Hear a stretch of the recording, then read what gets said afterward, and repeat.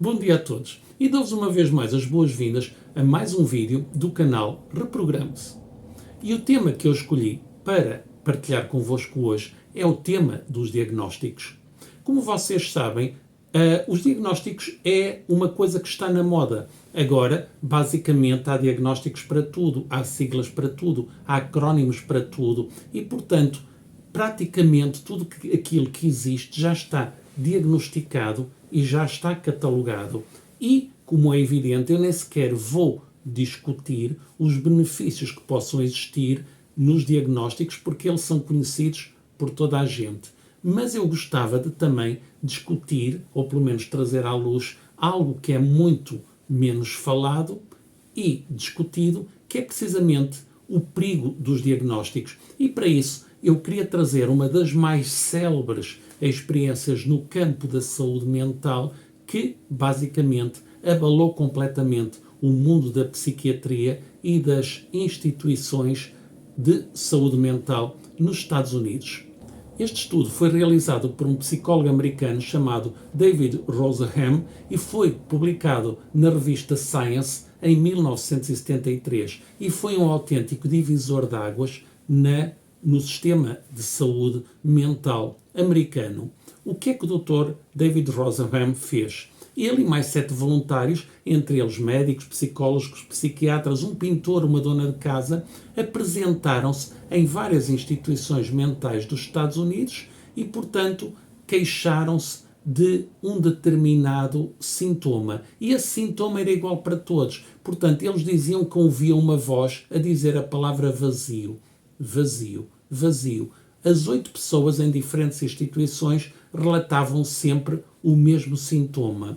Resultado, foram as 8 internadas com características consideradas grave. 7 foram diagnosticadas com esquizofrenia e uma foi catalogada, digamos, como psicótica, maníaca psicótica. E, portanto, no total, estas 8 pessoas passaram por 12 instituições mentais ao longo de 5 estados diferentes nos Estados Unidos.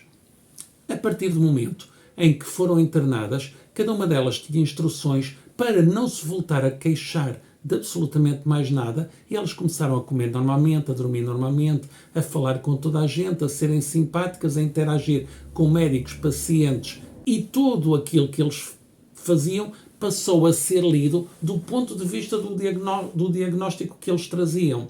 Se eles escreviam e tomavam nota de tudo aquilo que se estava a passar naquela instituição, é porque eles tinham aquela necessidade obsessiva-compulsiva de escrever. Se eram simpáticos, é porque tinham uma necessidade patológica de agradar e de serem aceitos. E, portanto, cada coisa que eles faziam era sempre lida e interpretada em função do diagnóstico e não da realidade do que estava a acontecer.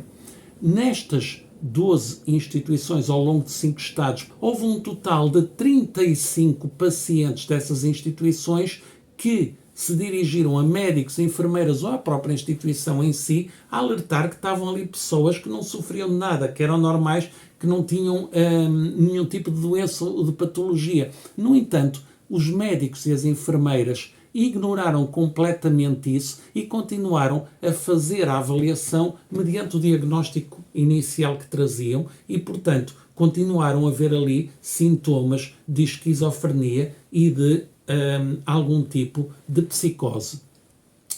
No total, durante o tempo em que todos eles estiveram internados, foram diagnosticados mais de 2.100 comprimidos antipsicóticos. Como é evidente, eles não os tomavam, arranjavam maneira de desfazer deles, mas entre os 8 pacientes foram-lhes diagnosticados mais de 2.100 comprimidos antipsicóticos e cada um deles, para ser libertado, teve que assinar uma declaração a assumir que estava doente e a aceitar o tratamento.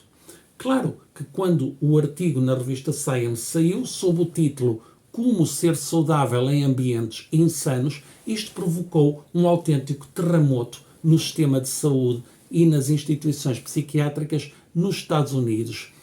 Houve um autêntico toque a reunir, houve uma tentativa de descredibilizar o estúdio próprio Dr. David Rosaham, mas no meio disto tudo houve igualmente uma reformulação completa do manual de diagnóstico de saúde mental que levava ao internamento das pessoas. No meio desta autêntica onda de choque, uma das mais conhecidas instituições psiquiátricas dos Estados Unidos, que não tinha sido abrangida no primeiro estudo, desafiou o Dr. David Rosaham, dizendo que algo assim nunca poderia acontecer na instituição deles. E, portanto, desafiou o Dr. David Rosaham a tentar, digamos, enviar pacientes falsos para serem falsamente diagnosticados nos seus hospitais. E ele aceitou o desafio e, portanto, avisou que durante os próximos 3 meses iria enviar vários doentes falsos para os hospitais dessa instituição.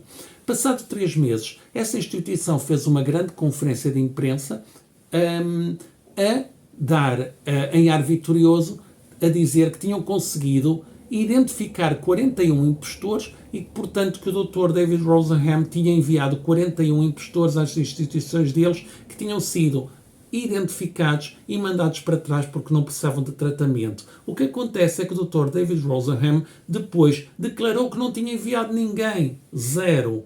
E, no entanto, eles conseguiram identificar 41 impostores. Então, o que é que se passou aqui?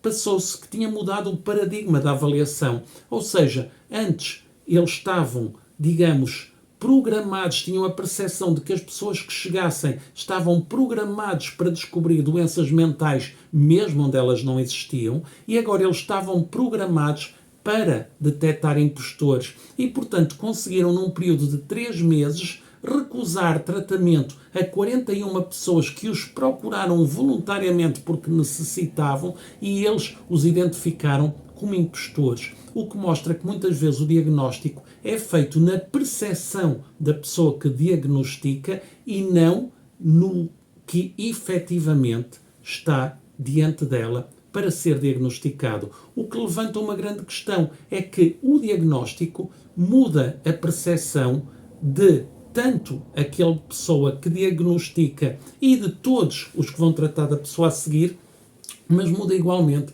a percepção que a pessoa tem de si própria, porque ela passa a, digamos, auto-intitular-se de acordo com aquele sintoma ou aquela definição, mesmo que o sintoma não seja correto, mesmo que o diagnóstico não seja verdadeiro, e de maneira que era esta questão que eu gostava de partilhar convosco. Não vou aqui emitir a minha opinião sobre a complexidade deste tema, mas gostava de saber a vossa e o que é que vocês pensam deste estudo tão polémico que, de um modo geral, foi talvez o maior terremoto que aconteceu na área da saúde mental nos Estados Unidos.